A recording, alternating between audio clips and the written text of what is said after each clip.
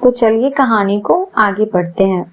इस गाली के बाद पिंकी की तरफ से कोई जवाब नहीं आया, मानो उसने सुना ही ना हो। लेकिन उसके मन में आज डर हो गया। कैसे कहें कि मनोज व भौजी ने चिट्ठी लिखवाने के लिए बुलाया था।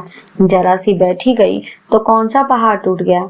लेकिन हाय रे चाची, तुमने सौती का खीस कठौती पर निकालने का फैसला कर ही लिया है तो तुम्हारे जहर बुझे तीर तो सहने पड़ेंगे। चाची के चिल्लाने की आवाज बढ़ गई।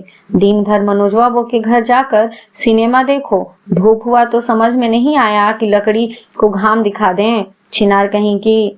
पिंकी खामोश होकर चूल्हे को फूंकने लगी। चाची ने उसी लय में पिंकी की बहन पूनम को पुकारा, ए पूनम। हाँ चाची। क्या घेर कर वहां दिन रात बैठी रहती हो? जाकर जल्दी से चोखा बनाओ। सोनुआ बिन खाए सो गया तो चाम खींच लेंगे हम इस हरजाई का। दिन भर उस अगलौगनी के घर डिस्को डांस दिखेगी, लेकिन एक चूल्हा नहीं जल रहा इसको। सामने वाली मड़ई में बीमार दादी को तेल लगा रही पूनम ने तेल की कटोरी रख कर, हाँ चाची बस अभी बना रही हूँ। और सुनो। हाँ चाची। चोखा में तेल मिर्चा कम डालना। एक पाव सरसों एक हफ्ता भी नहीं जा रहा है घर में। बाप ने सरसों नहीं बोया है।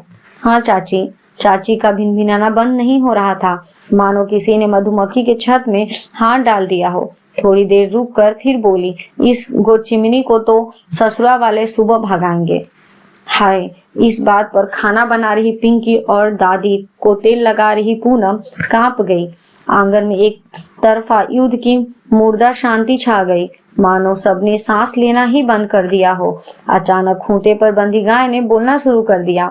इधर पिंकी कभी धुएं से पनियाई आंखों को दुपट्टे से पोंछती हुई एक हाथ से चूल्हा फूंकती तो कभी दूसरे हाथ से रोटी पलटती और सोचती जाती कि खूंटे में बंधी गाय अपनी मर्जी से बोल तो सकती है, लेकिन इस घर में आटे की लोई में आंसू की एक बूंद कब गिरी उसे समझ नहीं आया। धूप न होने के कारण लकड़ी सूख नहीं पाई थी। मिट्टी के तेल जब तक छिड़क जाता तब तक लकड़ी जलती फिर बुझ जाती, लेकिन एक तो सरसों के तेल के लिए इतना सुनना पड़ा, कल से मिट्टी तेल के लिए कौन सुनेगा। ये सब सोचकर पिंकी की जल जाता, लेकिन अफसोस कि इसके चूल्हे नहीं जल सकता। बस गनीमत यही है कि जलने की खबर आंगन से बाहर आज तक नहीं गई, वरना बाप रे सरसों नहीं बोया, लड़के वाले भगा देंगे। ये बात सुनने की नहीं, पलटकर जवाब देने की है। लेकिन शहरों में दीवारों के कान होते होंगे, गांव की मिट्टी में ढेले के भी कान होते हैं। कल से टोले मोहल्ले में कौन सुनेगा कि बाप के मरते ही 4 दिन की बिटिया माँ जैसी चाची से जबान लड़ा रही है, बेचाल हो गई है, आवारा हो गई है। बस यही मर्यादा, यही लाज कभी पिंकी को चुप करा देती है तो कभी उसकी बहन पूनम को, और भला क्यों ना करा दे। कहते हैं पिंकी जब 4 साल की थी तब कलकत्ते से एक सुबह फोन आया कि उसके बाप उत्तम चौधरी को ट्रक ने धक्का मार दिया, वो दुनिया में नहीं रहे। समूचा चांदपुर दहल उठा, परिवार पर मानो वज्रपात हो गया। आदमी तो आदमी, दरवाजे पर बांधे हुए पशु तक रोने लगे। बाप रे, एक अकेले कमाने वाले उत्तम और 2 बेटी, गाय गोरु खेत देखने वाला बेरोजगार भाई उमेश, क्या होगा इस घर का। इस सदमे से परिवार अभी नहीं निकल भी नहीं पाया कि गर्मी की एक रात पिंकी की माँ छत से गिर गई, और ऐसे गिरी कि आज तक खटिया से ना उठी, ना बैठ सकी, ना ही कुछ बोल सकी। लेकिन काली माई डीह बाबा की बलिहारी, कहते हैं कि दुख में भी आशा की एक जोत जलती है जिससे आदमी जीने का जरूरी ईंधन पैदा कर देता है। घर में पिंकी की दादी हैं, नाम है किसानवती देवी। गोरा मुखड़ा, आंखों में चश्मा, सफेद साड़ी, मुंह में बीड़ी और फुर्ती ऐसी कि चांदपुर कहता है कि किसानौती औरत नहीं मर्द है रे मर्द। सहतवार थाने के दरोगा बलराम सिंगवा को इसी चांदपुर में पानी पिला दिया था किसानौती ने। आज किसानौती की देन है कि इस घर में तूफान आए, सूखा पड़े या फिर हर साल बाढ़ में घर उजाड़ना पड़े, किसानवती बीड़ी पीकर अपने पोपले मुंह से झट से कहती है, दैबा हो दैबा, हमारे ब्याह के साल तो इतनी बाढ़ आई कि गांव से के 40 जानवर और 17 आदमी मरे थे। सांझे सियारिन फेंकरती थी, हाहाकार मचा था, हाहाकार। एक लाश घाटे जाती कि दूसरी का घंटा घड़ियाल बजने लगता था। बस इतनी सी बाढ़ देखकर रोने लगे तुम लोग। उनके इस कहन में जिजीविधा की एक सुवास थी जिसमें सरजू जी के पानी की तरह ओस था। वरना बड़े बेटे की मौत के बाद किस्नावती ने हिम्मत के साथ पतोह और 2 नातिन को संभाला नहीं होता, छोटे बेटे उमेश को शहर कमाने नहीं भेजा होता, पिंकी की बड़ी बहन पूनम को इंटर कराकर शादी नहीं करा दिया होता, तो आज हादसे की बाढ़ में डूबा हुआ ये घर जिंदगी की राह में रेंग नहीं रहा होता।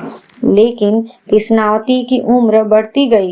एक तरफ बिस्तर पर बड़ी बीमार विधवा बहू, तो दूसरी तरफ छोटी सी पिंकी और पूनम, ऊपर से घर बाहर इतना काम।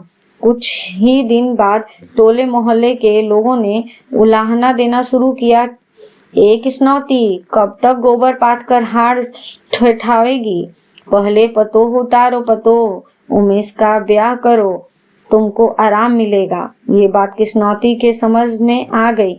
1 हफ्ते के बाद किस्नावती ने छोटे बेटे उमेश की शादी पास के ही गांव में बलिहार में तय कर दिया। शादी के दिन सहतवार के चेयरमैन बाबा चरणराम बाबा मंदिर में रामगढ़ी की टिकरी बांटी। बलिया के मीना बाजार के किस्नावती ने छोटकी पतोह के लिए बक्सा खरीदा। फजलुआ की बैंड पार्टी का नचनिया ऐसा लहरदार नाचा कि सहतवार के बड़का बाऊ साहेब बप्पू सिंह की नर संभा गए और अगले ही दिन डोली में बैठकर उमेश की मेहरारू चांदपुर आ गई। नाम था मैना देवी। छुरी जैसी आंखें, वैसी ही नाक और वैसा ही जबान, चाल में तेजी ऐसी कि आज शादी से 6 साल बाद भी समूचा चांदपुर कहता है, अलबत मेहरारू पाया है उमेशवा, नागिन फेल है नागिन। लेकिन किस्नावती के आगे किसी नाग नागिन की एक न चली। मैना देवी के आते ही किस्नावती ने झट से समझाया, देख मैना, तोर जेठानी बीमार है और ई लक्ष्मी पार्वती जैसन 2 बेटी है, कौनो दिक्कत हुआ तो खाल खींच लेंगे हम तुम्हारा। बाप रे, बलिहार में हल्ला हो गया कि मैनवा की सास तो उससे भी बड़की खिलाड़ी मिली है, सांस भी नहीं लेने देती उसको। कुछ साल बीते, मौत, दुर्घटना और शादी के बाद धीरे धीरे इस घर में खुशियों के पल लगने शुरू हो गए। काली माई डीह बाबा की कृपा से सब कुछ ठीक चल रहा था। नून तेल लकड़ी की कोई कमी